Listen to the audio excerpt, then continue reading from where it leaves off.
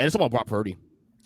5 games, 5-0 Niners. It feels like to me, even though we have 2 5-0 teams in the league right now, it feels like one is still cut above the rest. I feel like if I did like a tier ranking down the league, tier 1 is one team.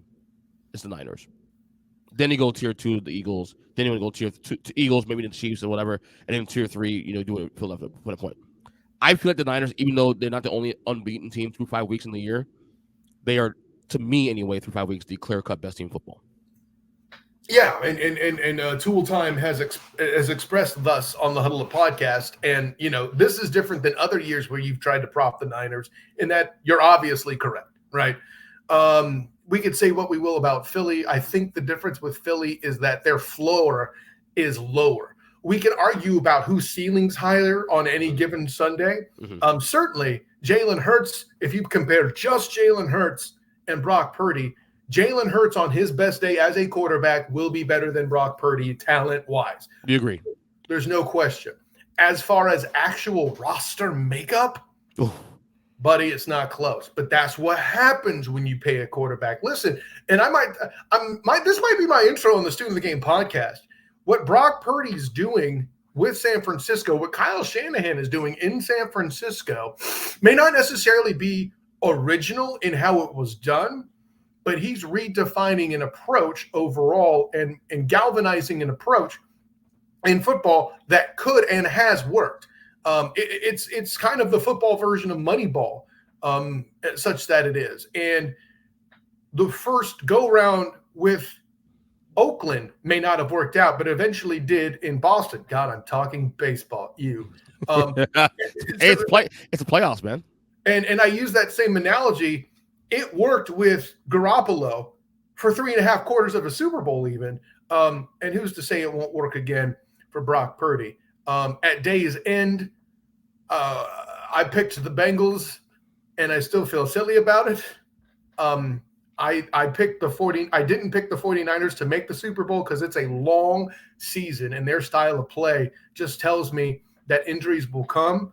And the moment Trent Williams goes down again, that's going to be problematic.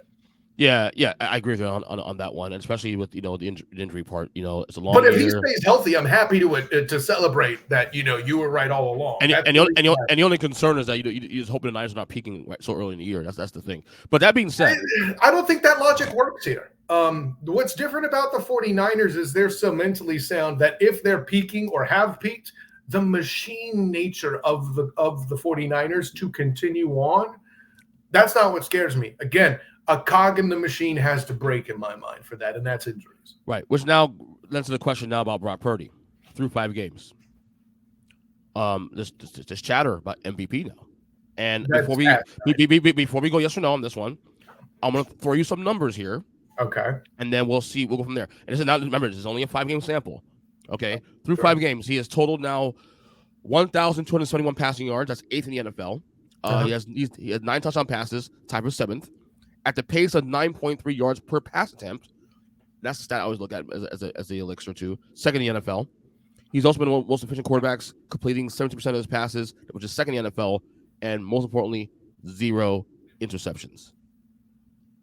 I see those numbers. I'm like, oh, that's crazy. If I didn't know that was Brock Purdy, but I saw those numbers at a glance through 5 games, I'm thinking, well, that's definitely someone who's certainly in a conversation. So I asked you, Kyle, is he worthy of the conversation? I'm saying he's the front runner. Just saying, is he? If I did a top 5 list of the 5 best performers this year in the NFL, is Brock Purdy in that top 5? So, because to just say yes or no is boring radio, I'll answer your question this way.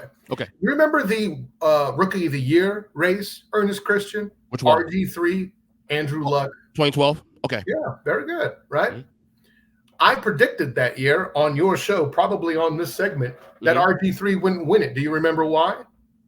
Injuries? No.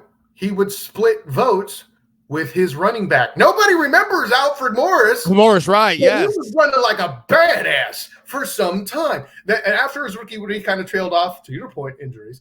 But ironically, this MVP race is just the same. And part of it is because of a guy who hasn't suffered injuries when he has. Christian McCaffrey should and will steal votes from Brock Purdy. And frankly, he's got a better case for the MVP than Brock Purdy. Agreed. This dude is surrounded by Pro Bowl / Hall of Fame caliber players, but you want to put it on Brock Purdy. Even as a Niner fan, I cannot do that. To not acknowledge what's already there. Brock Purdy doesn't make these guys better. He's dealing with great talent better than your boy Phil Jackson ever did with the Bulls or the Lakers. Okay? Now, granted, I know that's not a perfect analogy because obviously Phil Jackson didn't play in the games, but this is Russell Wilson back in the Seattle days, legislating the ball, but he never had this much talent catching the football in Seattle, right? But he had the great defense. He had the awesome running back. Everybody knows Marshawn Lynch. My dude Skittles is badass. And instead, also, Purdy has a dude whose name rhymes with Skittles. That's pretty amazing as well, catching the football in George Kittle, right? Yeah. He's got more weapons. He's got a Hall of Fame. Listen, say what you will. Maybe you don't think McCaffrey or Kittle are Hall of Fame caliber players. Fine. Trent Williams is. And in that same fashion, when Russell Carrington Wilson had Hall of Fame caliber offensive linemen, he never got the MVP, right? True. Brock Purdy isn't it. Everybody goes into that room game planning for McCaffrey, and they're getting beat by everybody else. Hell, Kyle Juszczyk, of course, is one of the last remaining used fullbacks in the league, and he's awesome at it too. No, you cannot, on sure volume of weapons, you cannot give it to Brock Purdy. I'll go in further than that. Not only is McCaffrey going to steal votes, McCaffrey through 5 weeks is the front runner for MVP right now. You asking me who's front runner for MVP? That's the guy. That's not a bad response. I would argue Tyreek Hill should get more depth than him because McCaffrey is surrounded by a lot more talent. What I love about that, though, as you're saying that, and I'm saying what I said, it feels great to not mention quarterbacks, at least, off the shoot. There's a receiver, that's because we're not the lamestream media, and we use our brains here on the Student of the Game Report. Ernest Christian, next question. Yeah. So, is he in the conversation? I see the argument for it. He's definitely not a front runner. I'm not going to say no. It should be in the conversation at least because the numbers are really good. But at the same time, McCaffrey's just that damn good, and it's him as Tyreek Hill, and I don't know who else want to put in that conversation with him, but Purdy deserves at least some of the chatter. I will say he's been he's top four at best.